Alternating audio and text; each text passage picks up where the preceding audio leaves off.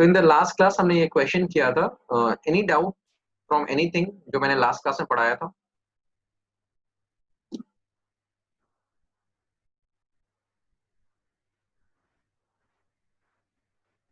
Any doubt from any topic जो last class में हमने डिस्कस कर लिया था?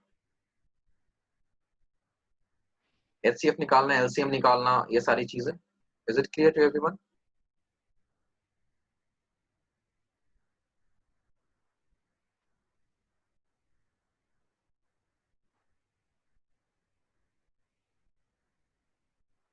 All right. So in today's class, we will discuss word problems based on HCF and LCM. All right. So one of you is asking कि ये second part का answer क्या होता है? ये होमवर्क दिया था मैंने, तो second part कैसे सॉल्व होता है ये एक बार मैं डिस्कस करवा देता हूँ.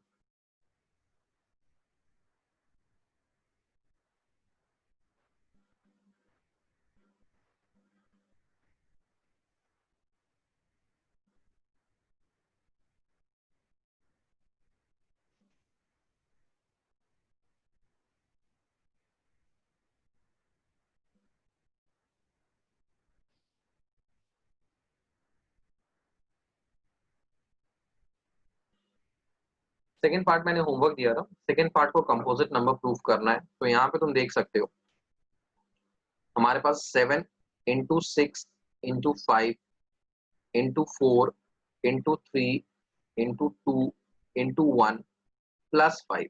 तो दो टर्म्स है हमारे पास. पहला टर्म ये पूरा है और दूसरा टर्म है ये. इन दोनों में से देखो कॉमन क्या लिया जा सकता है? 5 हम कॉमन ले सकते हैं. तो पहले वाले टर्म में क्या बचा? 7 into 6 into 4 into 3 into 2 into 1. और दूसरे वाले टर्म में क्या बचा? +1 बचा. तो इसको सॉल्व कर लो.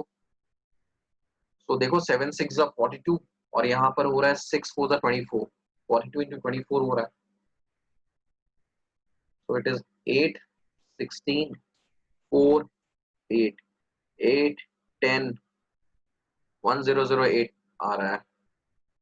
कैलकुलेशन एक बार चेक कर लेना. सो 1008 +1, सॉरी ये +1 है यहाँ पे, ठीक है. 7 6 42 और ये हो गया 4 3 12 2 24 4 2 8 2 4 2 4 और 4 2 8. So 8 10 8 1 9 1 1008 +1. So it is 5 multiplied by 1009. So 1009 जो है एक प्राइम नंबर है और 5 भी एक प्राइम नंबर है, ठीक है. So 1009 is also a prime number, 5 is also a prime number. So it is a product of two prime numbers. So it is a composite number. Nishant, is it clear to you now? बात समझ में आई? गलती कहाँ हुई थी तुम्हारी? All right. So let's move forward. In today's class, we are going to discuss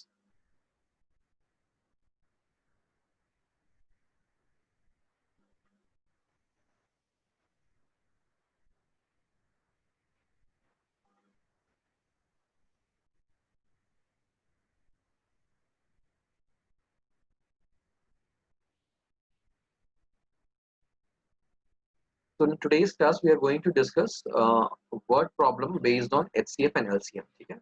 तो उसके पहले एक छोटी सी बात मैं रिवाइज कराना चाहूंगा जो लास्ट क्लास में डिस्कस किया था कि HCF ऑफ एनी नंबर्स, हमारे पास 2 नंबर 3 नंबर 4 नंबर 5 नंबर कुछ भी हैं, उनका HCF जो होता है either it is equal to the lowest number or it is less than all of the given numbers. ठीक है. किसी भी गिवन नंबर्स का 2 नंबर 3 नंबर 4 नंबर या 5 नंबर हो, उनका जब हम HCF निकालेंगे तो या तो वो उन सब में से सबसे छोटा नंबर होगा या सभी से छोटा होगा. तो HCF की ये बात होती है. LCM क्या होता है? For any given set of numbers, हमारे पास 3 4 या 5 नंबर्स हैं, तो उनमें से जो उनका LCM होगा वो LCM या तो सबसे बड़े वाले नंबर के इक्वल होगा, हो सकता है, या तो उन सभी से बड़ा हो सकता है. इस बात को वर्ड प्रॉब्लम सॉल्व करते वक्त दिमाग में रखना होता है, ठीक है, कि HCF जो होता है या तो वो सबसे छोटे नंबर के इक्वल होगा या उससे भी छोटा होगा, और जो LCM होता है या तो वो सबसे बड़े वाले नंबर के इक्वल होगा या उनसे भी बड़ा होगा. तो ये बात अगर हमारे ध्यान में रहेगी तो हमसे जो वर्ड प्रॉब्लम होगा वो बहुत आसानी से सॉल्व हो जाएगा, right? So let's see some word problems. ये क्वेश्चन नंबर 7 है ऑफ सेकंड एक्सरसाइज। पहले क्वेश्चन को रीड करो, फिर मैं डिस्कस करता हूँ। I am giving you a minute to read the question, after that I will discuss the question. और रीड करके मुझे बताओ व्हाट डू यू थिंक कि जो आंसर तुमसे पूछा जा रहा है वो गिवन वैल्यू से बड़ा आना चाहिए या छोटा आना चाहिए? तुम्हें थोड़ा सा कॉमन सेंस लगाना पड़ेगा। अगर बड़ा आएगा तो एलसीएम होगा, छोटा आएगा तो एचसीएफ होगा। तो just tell me in the chat what do you think, HCF होगा या एलसीएम होगा?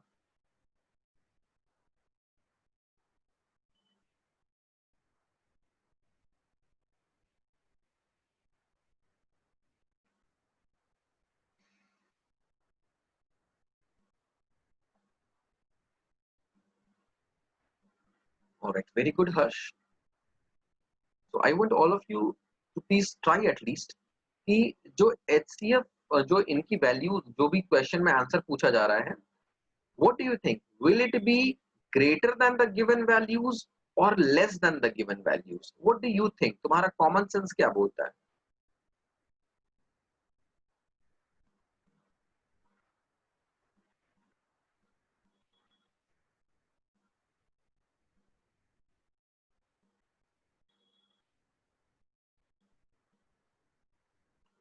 All right, let's solve the question. The question says there is a circular path around a sports field. एक circular path है। Sonia takes, suppose यहां से start किया जा रहा है दौड़ना। Sonia takes 18 minutes to drive one round of the field. एक राउंड में सोनिया को लगता है 18 मिनट्स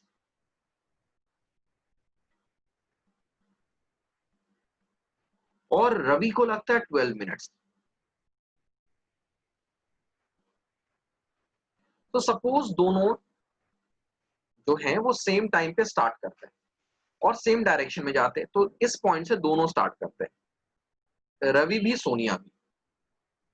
तो this is Ravi, this is Sonia. तो सबसे पहले वापस यहां पर कौन पहुंचेगा, मुझे इस बात का जवाब दो। चलो, एक पूरा राउंड दोनों ने सेम टाइम पे स्टार्ट किया है, so who will reach this initial position earlier, Ravi पहुंचेगा या सोनिया पहुंचेगी? ये बात बताओ, सभी बच्चे बताओ।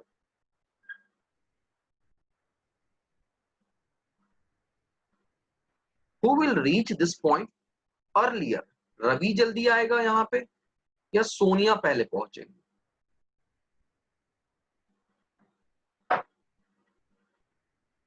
सी, रवि को 12 मिनट लग रहे थे सिर्फ, सोनिया को 18 मिनट लगेंगे।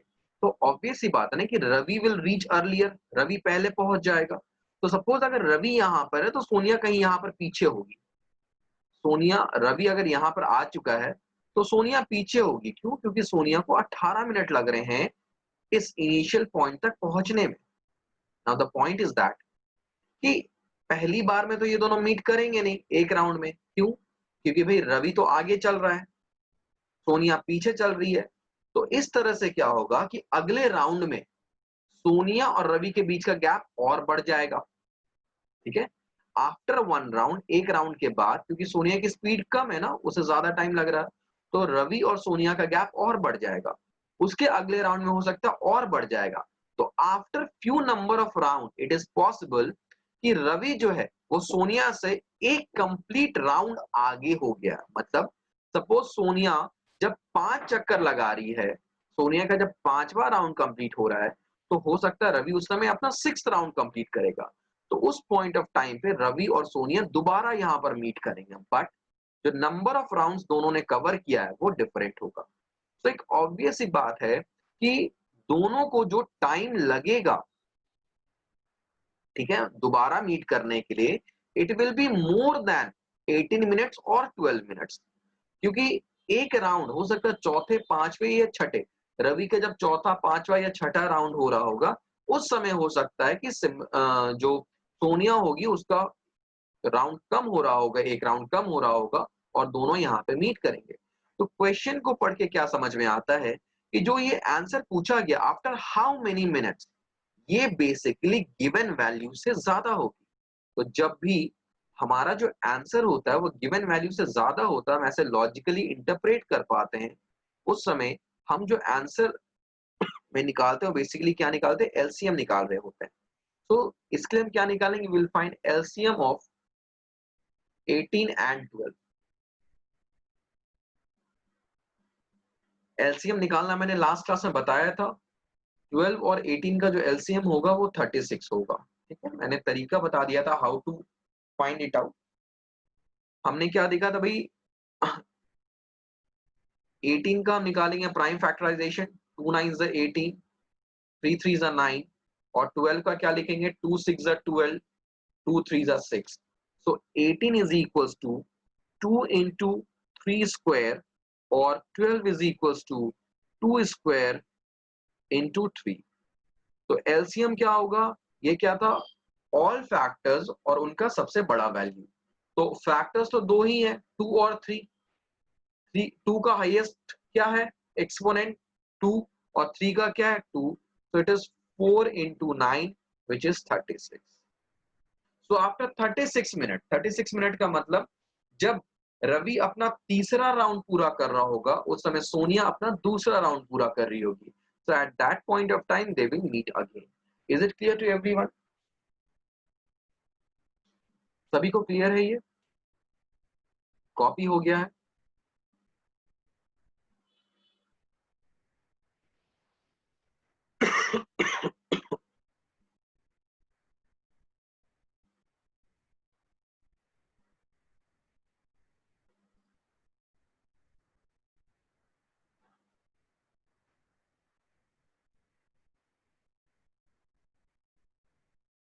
चलो आगे चलते हैं।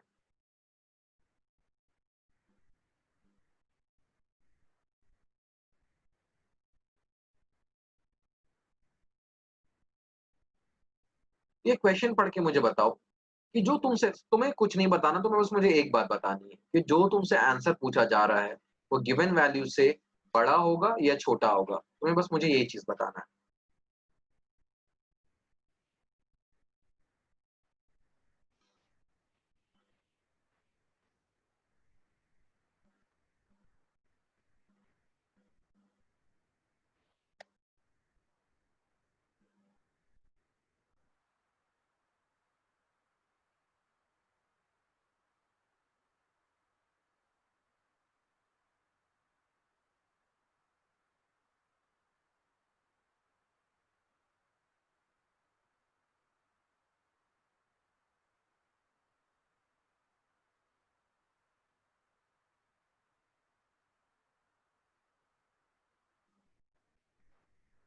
सो भाई, बच्चे आप जवाब नहीं दे रहे हो, सभी बच्चे ने एटलीस्ट इतना तो मुझे सोच के बताओ कि जो आंसर पूछा जा रहा है, what is the maximum number of columns in which they can march, ये गिवन वैल्यू से ज्यादा तुम्हें लग रहा है या कम लग रहा है? क्योंकि अगर तुम यही नहीं इंटरप्रेट कर पाओगे तो क्वेश्चन तो सॉल्व होने ही वाला नहीं है।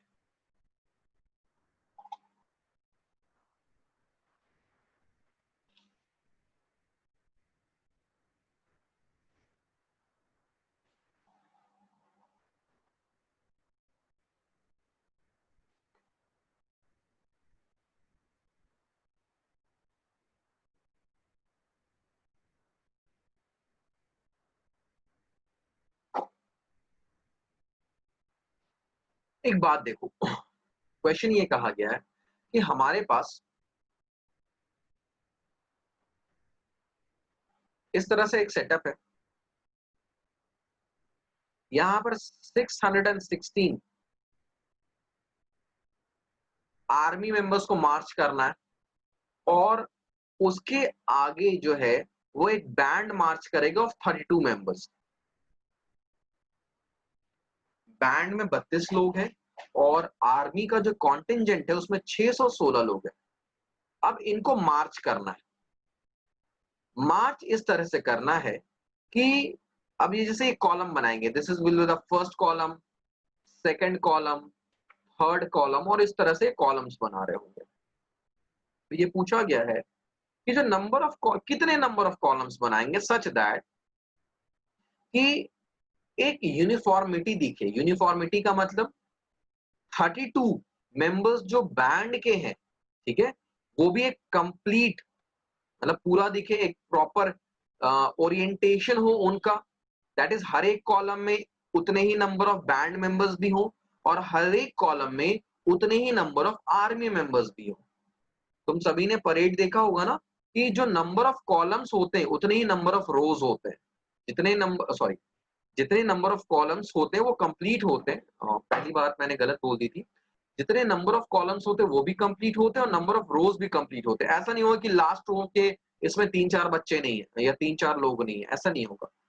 All the rows and the columns are complete, वो कंप्लीट होता है। सो यू हैव टू, ये जो 32 बैंड है और 616 आर्मी है, you have to arrange them in columns, columns में अरेंज करना। This is the first column, second column, third column.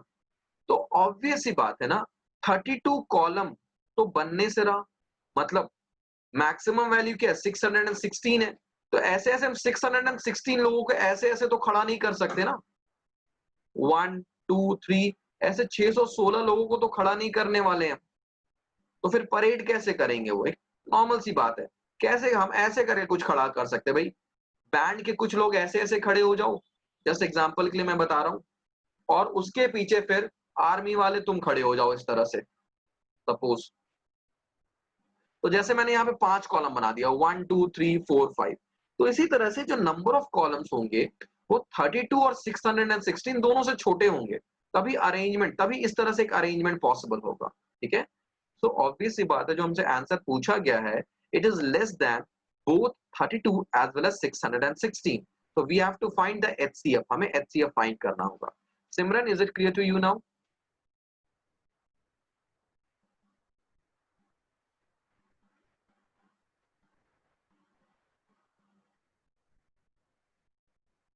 Alright, तो find the HCF of 616 and 32। इन दोनों का HCF निकाल के मुझे बताओ आंसर क्या आ रहा है।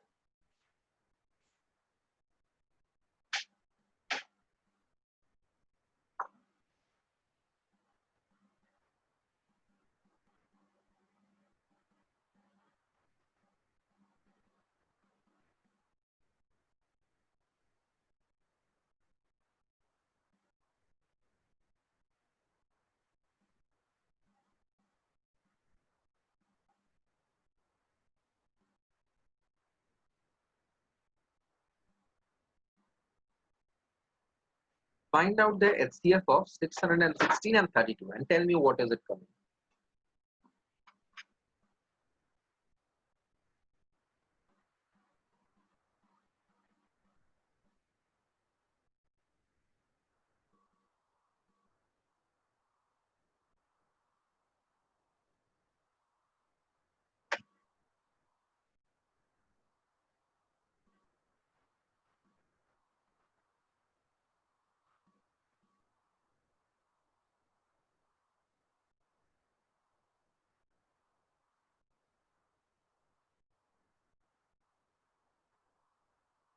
So answer is coming 8। क्या किसी और बच्चे का 8 आ रहा है आंसर? 32 and 616 का HCF? 2 से करते हैं, 2 3 जा 6, 0 2 8 जा 16, 2 1 जा 2, 2 5 जा 10, 2 4 जा 8, 2 7 जा 14, 2 7 जा 14, and it is 7 into 11। ये दोनों प्राइम नंबर्स हो गए। अगर हम 32 की बात करें तो 2 से ये 5 टाइम्स में चला जाएगा, 2 16, 2 8, 2 4, 2 2। ठीक है, so 616 can be written as 2 का पावर 3 into 7 into 11, और 32 will be 2 का पावर 5। तो HCF क्या होता है, कॉमन फैक्टर्स, दोनों में कॉमन फैक्टर क्या है, 2, और उसका लोएस्ट एक्सपोनेंट क्या है, 3, which is equals to 8। तो the HCF is 8। Is it clear to everyone? सभी को ये बात समझ में आ रही है?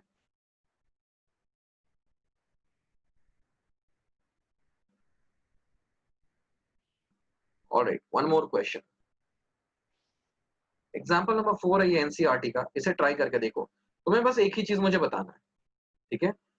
वो बात क्या है कि जो आंसर पूछा जा रहा है वो गिवन इंफॉर्मेशन से ज्यादा होगा या कम होगा।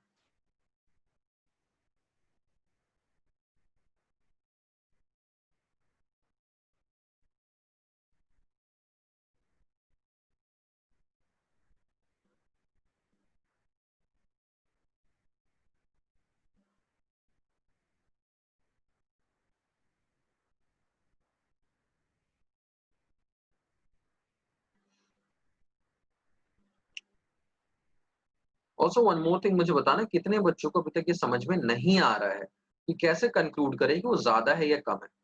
Just let me no.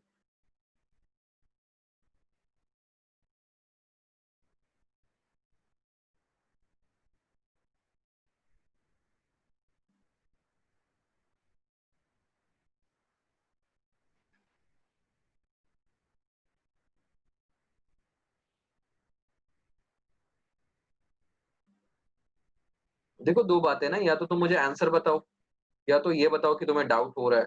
दोनों में से कुछ भी नहीं बताओगे तो हाउ विल आई कंक्लूड कि आगे बढ़ना चाहिए, इसी पे क्वेश्चन प्रैक्टिस कराना चाहिए। Tell me two thing, either tell me the answer और tell me that you have doubt.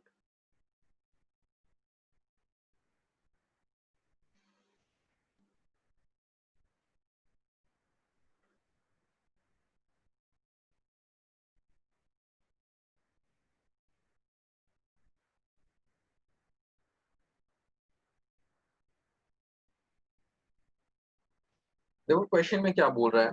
A sweet seller has 420 काजू बर्फीज एंड 130 बादाम बर्फीज. She want to stack them in such a way that each stack has the same number and they take up the least area of the tray. So stack का क्या मतलब है ना, वो इस तरह से अरेंज करके रखेगी एक के ऊपर एक, जैसे कैरम की गोटियां रखी जाती है ना उस तरह से। तो सपोज ये काजू बर्फी के इसने कुछ स्टैक्स बनाए,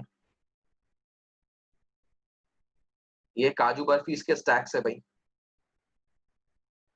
अब जो बादाम की बर्फी होगी वो काजू बर्फी के स्टैक में तो नहीं होगी ना। तुमने मिठाई की दुकान में देखा होगा ट्रे में कैसे मिठाइयां सजा के रखी होती है। ऐसा थोड़ी ना होगा कि नीचे में काजू बर्फी, इसके ऊपर दो बादाम बर्फी, फिर काजू बर्फी, ऐसा नहीं होता ना। तो काजू बादाम बर्फी के लिए अलग स्टैक इसने बनाया होगा। बट कंडीशन क्या था ना, हर एक स्टैक में जो नंबर ऑफ स्वीट्स है वो सेम होगा। अगर यहाँ पर हमारे पास 10 स्वीट्स है तो यहाँ भी 10 स्वीट्स होगा, यहाँ भी 10 होगा, यहाँ भी 10 होगा, यहाँ भी 10 होगा। दूसरी बात क्या क्वेश्चन में बोल रहा है कि the minimum area of the tray should be covered. Minimum area of the tray should be covered का क्या मतलब है कि एक स्टैक में मैक्स नंबर ऑफ स्वीट्स आने चाहिए। एक स्टैक में मैक्सिमम 10 के जगह हो सकता है यहाँ मैंने 20 स्वीट्स रख दिए होंगे, तो 10 के जगह मैं 20 स्वीट रख सकता हूँ। तो एक स्टैक में एक जो पिलर बनेगा उसमें मैक्सिमम नंबर स्वीट्स आने चाहिए, तभी जाके ये total number of stacks less होगा और ट्रे में कम स्पेस लिया जाएगा। तो हमसे पूछा, सिंपल सवाल ये पूछा गया है, what is the maximum number of barfi that can be placed in each stack for this purpose. कितनी बर्फी को यहाँ पर स्टैक में रखा जा सकता है, ठीक है। एक स्टैक में कितनी बर्फी को रखा जा सकता है। तो ऑब्वियस सी बात है कि जो आंसर होगा it will be less than 420 and 130। 420 और 130 से छोटा होगा। तो we have to find HCF of 420 and 130। तो वो फाइंड करो, एचसीएफ ऑफ 420 एंड 130। तो 420 क्या हो गया भाई, 2 से 21 टाइम्स में चला गया, 3 से 70 टाइम्स में, 5 से 515, 420, 7 टू 14, ये हो गया। और 130 की बात करें तो ये हो गया भाई 5 से 5 टू 10, 5 6 30, 2 से 13 टाइम्स में।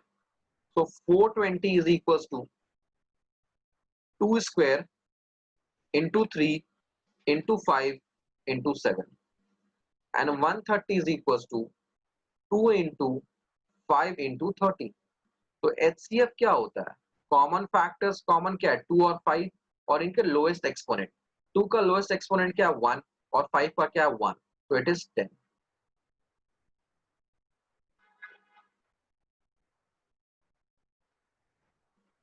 ठीक है, ये बात आई समझ में।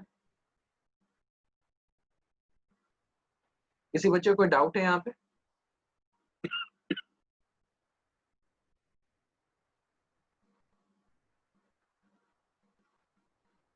All right. So I'll be providing an assignment for this topic, word problem related to HCF and LCM. So you have to solve and submit such that कि next class में हम उसे discuss कर पाए, ठीक है। तो ये basic जो है इसके complete हो चुके हैं। अब जो हमारा नया topic है that is irrational numbers।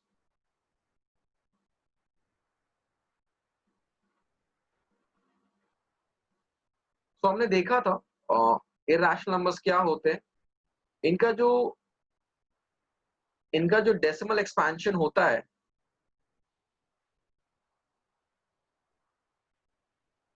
Is non terminating and non repeating.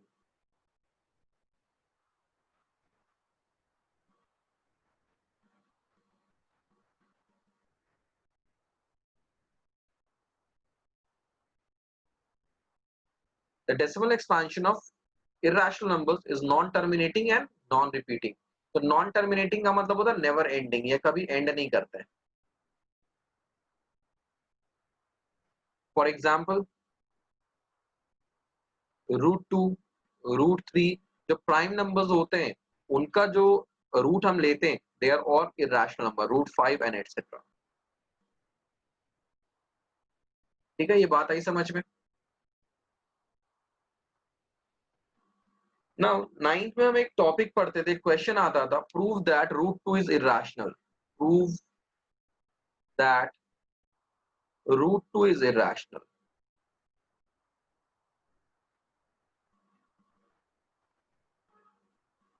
Now ये चीज ऑलरेडी नाइन्थ में पढ़ रखा है सभी ने, तो एग्जाम में तो वैसे पूछा जाएगा, but just let me know कि how many of you want कि मैं इसे दोबारा भी यहाँ पे सॉल्व करूं, या तुम्हें आता है ये चीज। Should I solve it here और यू नो इट? अगर तुम्हें आता होगा मैं स्किप कर दूंगा इस पार्ट को, नहीं आता होगा तो I will solve it here. चलो, एक साल पुरानी बात है, भूल गए होगे, अब तो सॉल्व कर ही देता हूँ, ठीक है।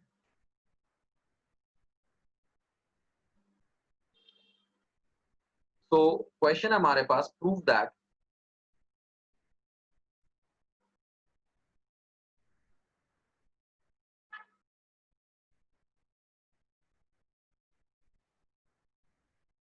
√2 इज इरेशनल। सॉल्यूशन देखो इसका। हम मानते कि let √2 be a rational number.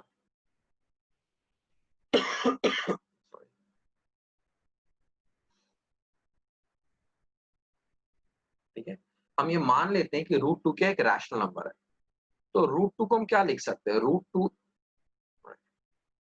so √2 can be written as, just a moment, √2 can be written as a upon b, जहां पर a and b do not have a common factor other than 1, do not have a common factor other than 1.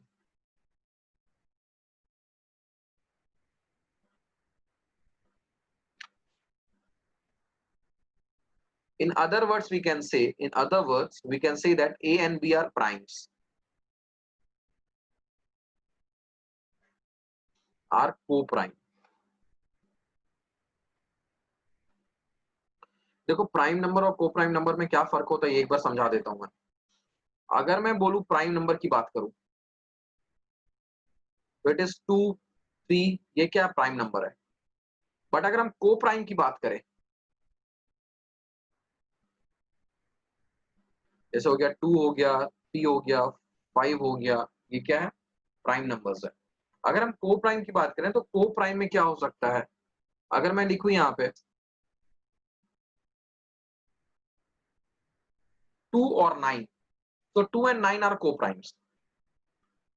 बात समझ में आ रही मैं क्या कहना चाह रहा हूं? को प्राइम क्या होते हैं? 2 एंड 9 की अगर मैं बात करूं तो ये दोनों को प्राइम्स है, 2 and 9। So co-prime numbers are set of any two numbers. ऐसा मत समझना कि प्राइम नंबर्स ही को प्राइम होते हैं।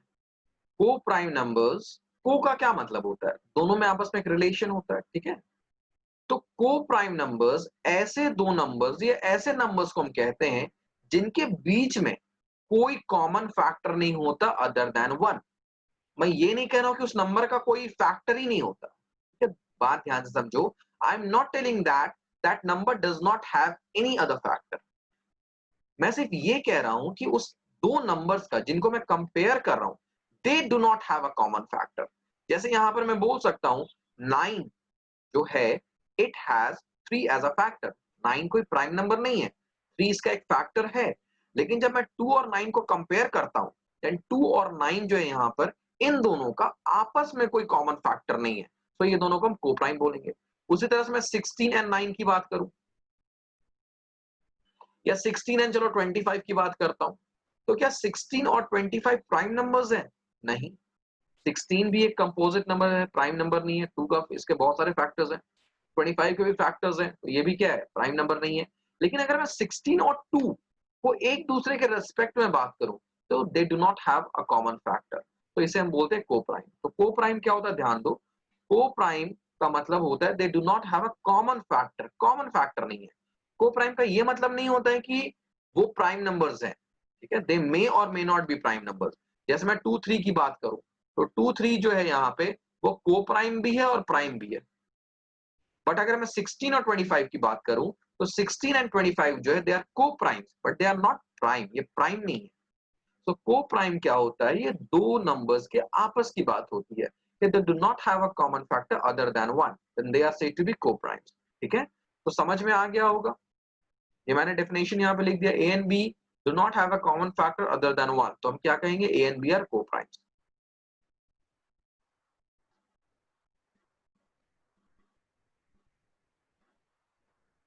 सो अब देखो, हम क्या करते हैं, स्क्वेयरिंग बोथ साइड करते हैं। ये हमारे पास जो इक्वेशन 1 आया है, दिस इज इक्वेशन 1, उसको हम क्या करते हैं, स्क्वेयरिंग बोथ साइड।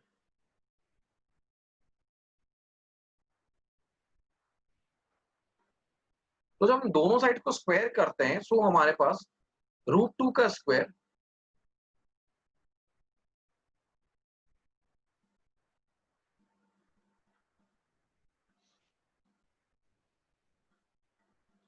तो √2 का स्क्वायर है 2, ये हो गया A square upon B square. तो इसे हम लिख सकते हैं 2 into B square is A square. अब यहां पर एक और फंडा समझो, चाहो तो रफ में लिख लेना। अगर मैं बोलूं 2 इंटू 5 इज 10, 2 इंटू 5 इज 10, तो इसका मतलब क्या मैं बोल सकता हूँ, ये चलो थोड़ा और इसको मैं चेंज करता हूं। अगर मैं बोलूं 2 इंटू 8 इज 16, तो क्या मैं बोल सकता हूं इसका ये मतलब है 2 इज अ फैक्टर ऑफ 16, 2 16 का फैक्टर है। अच्छा, तो इसी को मैं लिख सकता हूं 2 into 8 is equal to 4 square. तो अब मैं क्या बोलूंगा, 2 is a factor of 4 square.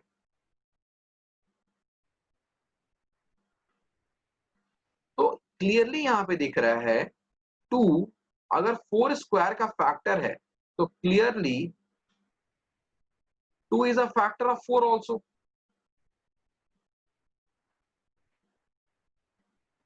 ठीक है, फिर से देखते हैं, 2 इंटू 8 इज 16, तो 2 इज अ फैक्टर ऑफ 16। अब 16 को मैं क्या लिख सकता हूँ, 4 स्क्वायर। तो ऊपर वाला स्टेटमेंट क्या हो गया, 2 is a factor of 4 square. तो क्लियरली हमें क्या दिख रहा है, 2 अगर 4 स्क्वायर का फैक्टर है, तो 2 जरूर 4 का भी एक फैक्टर होगा। ये बात कितने बच्चों को नहीं समझ में आई?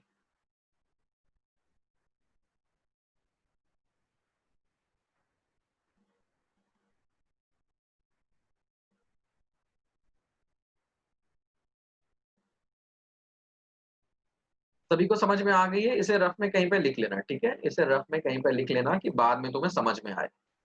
अब मैं ये पार्ट डिलीट कर रहा हूं और फिर आगे चलते हैं।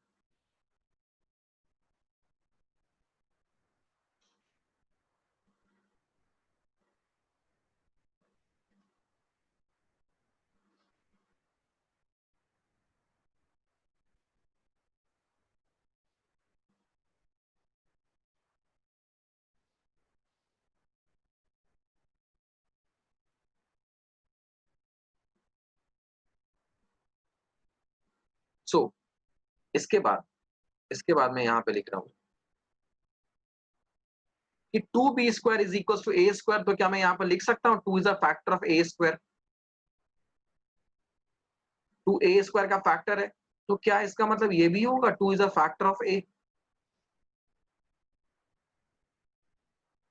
ठीक है, इसको इक्वेशन 2 मान लेना। ठीक है, नाउ अब इसको दोबारा इस चीज को समझने की कोशिश करो। यहां पर जो मैंने लिखा है, ठीक है, जो मैंने लिखा है, इसको दोबारा देखो। यहां पर मैंने क्या लिखा है, 2 is a factor of 4, तुम्हें ऊपर का कुछ भी नहीं पता, मैंने क्या लिखा, 2 is a factor of 4. So what does it mean कि जब मैं 2 में कुछ मल्टीप्लाई करूंगा तो I am going to get 4. अगर मैं बोलूं 2 is a factor of 4, what does it mean कि अगर मैं 2 में कुछ there is a value, अगर मैं उसको 2 से मल्टीप्लाई करूंगा तो I am going to get 4. ये बात आई समझ में? अगर मैं यहां पे लिख रहा हूं 2 is a factor of a, तो अब मैं ये लिख सकता हूं, तो since 2 is a factor of a,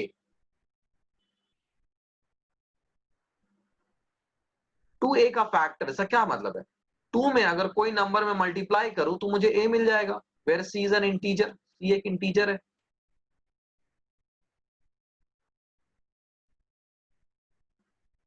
किसी बच्चे को यहां पे डाउट है? अब यहां पे स्क्वायरिंग बोथ साइड हम करते हैं.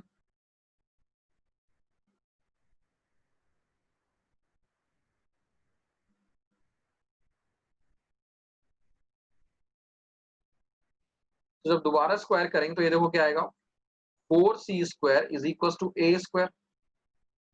ठीक है, a स्क्वायर की वैल्यू हम क्या लिख सकते हैं? a स्क्वायर, यहां से देखो, a स्क्वायर को हम क्या लिख सकते हैं? It is equal to 2b square. Can it be written 4c square is equal to, हम 2b स्क्वायर यहां पुट कर सकते हैं. सिंस 2b स्क्वायर जो था वो a स्क्वायर के इक्वल था, ऊपर हमने प्रूफ किया था, तो 2 से 2 यहां पे कट गया, तो हमारे पास क्या आया, 2 into C square is equal to B square. ठीक है, अब अगेन सेम कंसेप्ट, 2 में कुछ मल्टीप्लाई हो रहा है, हमें बी स्क्वायर मिल जा रहा है, तो हम बोलेंगे 2 is a factor of B square. 2 B square का फैक्टर है, तो इसका क्या मतलब होगा, 2 is a factor of B also.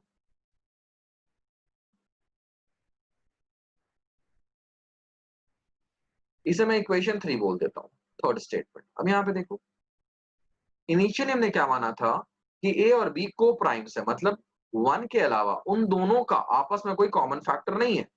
But 2 और 3 स्टेटमेंट से हमें क्या समझ में आता है कि ए और बी का 2 भी एक फैक्टर है, तो हमारा एजम्पशन गलत है, दे आर नॉट को प्राइम्स. तो इसका मतलब हमने जो स्टार्टिंग एजम्पशन लिया था कि रूट 2 इज इरैशनल, सो यहां पर हमने क्या देखा कि 2 is a factor of A second statement में, और थर्ड स्टेटमेंट मैंने क्या प्रूव किया कि 2 is a factor of B also. तो हमने इनिशियली जो ये एज्यूम किया था कि ए और बी का 1 के अलावा कोई दूसरे फैक्टर्स नहीं, हमने यही बोला था ना, A and B are coprime. तो क्या मतलब था, A and B do not have a common factor other than 1. But यहां पर हम क्या देख रहे हैं, A and B has, it does have, they do have a common factor as 2 which is other than 1. तो हमारा assumption कि a and b are co-primes वो क्या हो गया, गलत हो गया. तो हमारा assumption शुरू कहां से हुआ था, हमने assumption किस बात से शुरू किया था कि रूट 2 इज रैशनल, तो हमारा वही assumption गलत है. बात आ रही है समझ में? ठीक है, so I can write,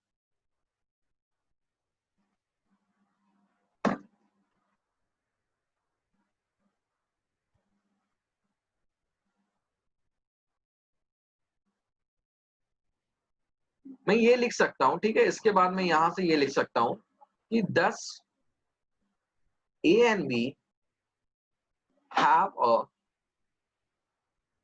common factor other than 1.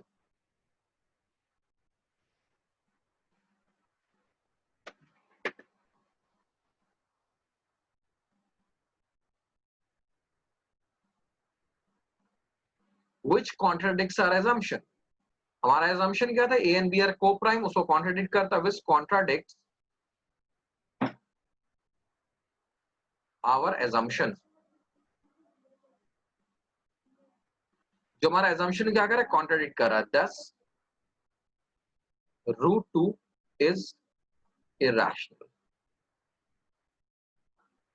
यहाँ पे एक लाइन हम और जोड़ सकते हैं, 10 our contradiction is wrong, और 10 our assumption is wrong, और हमारा assumption क्या था, रूट 2 रैशनल है, तो ये गलत है, इसका मतलब रूट 2 क्या होगा, irrational होगा. तो प्लीज नोट इट डाउन, और कॉपी हो गया मुझे बता दो फिर.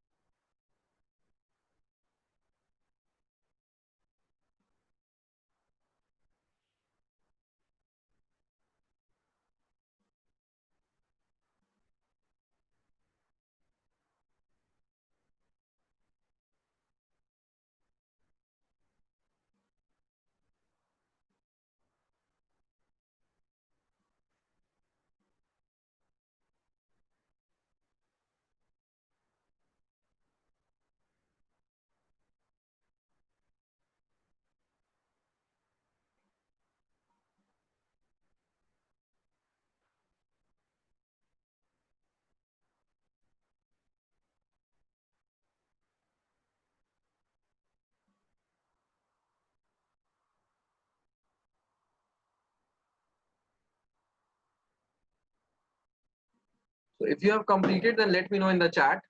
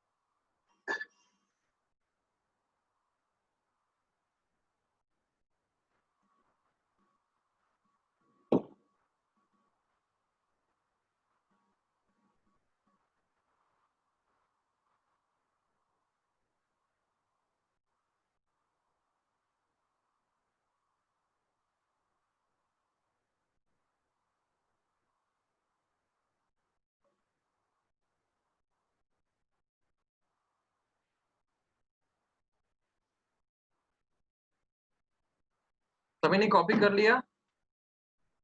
ऑलराइट। अब इसी पैटर्न पे क्वेश्चंस आते हैं। जैसे क्वेश्चन आ सकता है, प्रूव दैट, इसको पीटी लिख रहा हूं, 2 + 3√5 इज इरेशनल। ना इस क्वेश्चन में हम एज्यूम करके चलते हैं कि हमें पता है कि √5 इरेशनल है, उसके आगे हमें काम करना है। ठीक है, तो प्रूफ देखो, हम मानेंगे let 2 + 3√5 is a rational number। Suppose ये रैशनल नंबर है, तो देन 2 + 3√5 जो होगा ये किसके इक्वल होगा? It will be equal to a/b, जहां पर हम a और b को a एंड b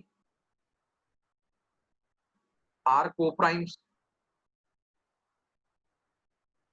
अब यहां पे देखो स्ट्रैटेजी क्या है। स्ट्रैटेजी ये होता है ना कि जो रूट वाला नंबर है उसको यहीं पे छोड़ो, बाकी सबको उधर ट्रांसपोज कर दो। तो पहले 2 इधर जाएगा, तो ये होगा 3√5 is equal to a/b -2।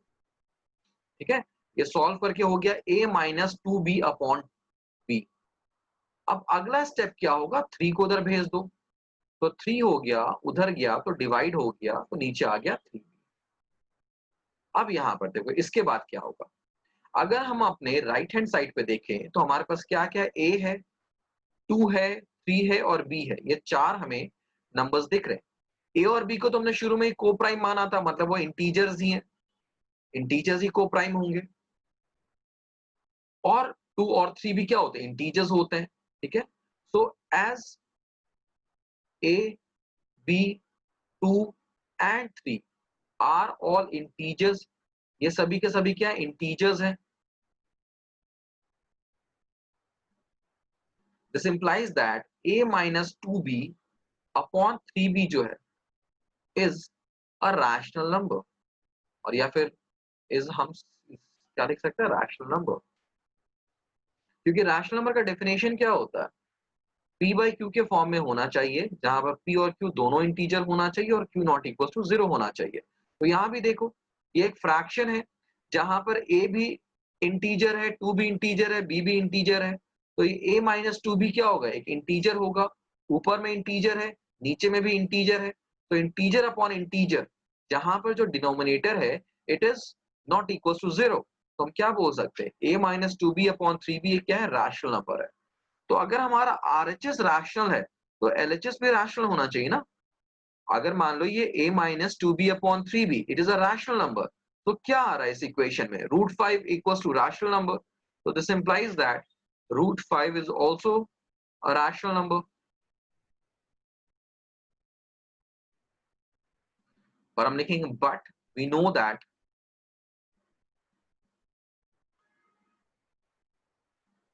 √5 is not rational. √5 rational नहीं है। ठीक है, but we know that √5 is not rational, therefore our assumption is wrong.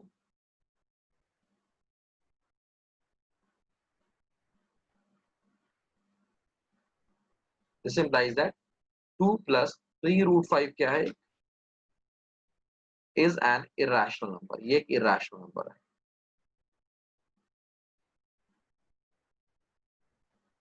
बात आई समझ में? किसी बच्चे को कोई डाउट यहाँ पे भाई?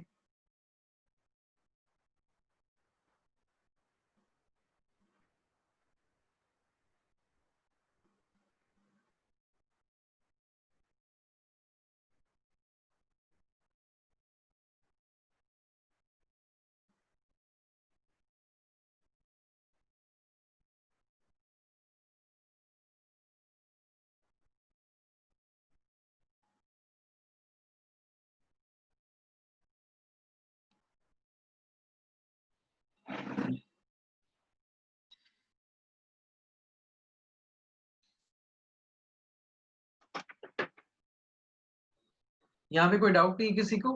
सभी ने कॉपी कर लिया? नेक्स्ट क्वेश्चन करें.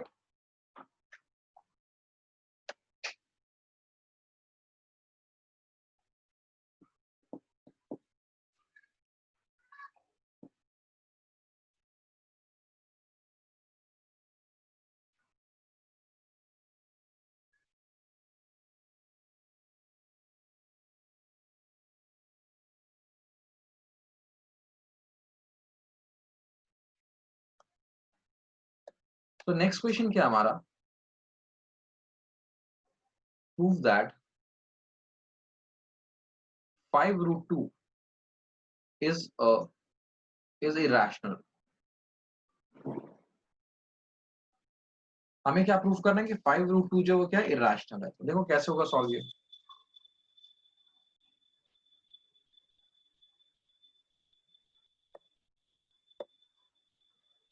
अगेन सेम प्रोसेस है. हम मानेंगे late 5 root 2 is a rational number. So 5 root 2 can be written as a upon b, जहां पर a और b क्या है? को प्राइम्स.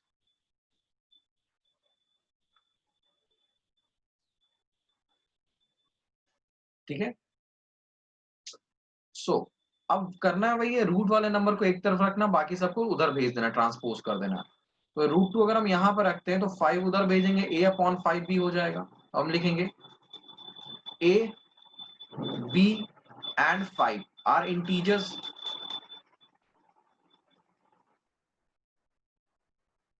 a b और 5 क्या इंटीजर है? तो इसका क्या मतलब है? a upon 5b is a rational number. जो पिछले कंसेप्ट मैंने सिखाया था उसी के बेसिस पे a अपॉन 5b को मैं क्या बोल सकता हूँ? रैशनल नंबर बोल सकता हूँ.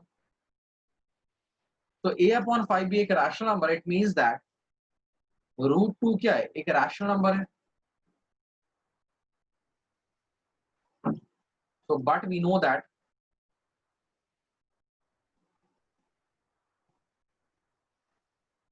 root 2 is irrational.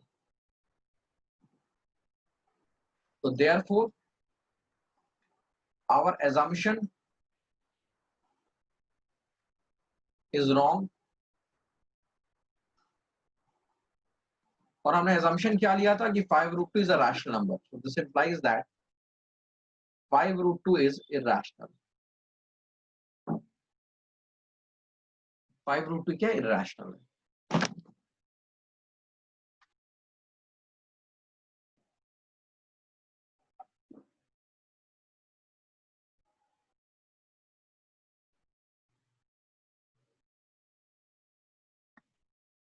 Is it clear to everyone? सभी को ये बात समझ में आ रही है?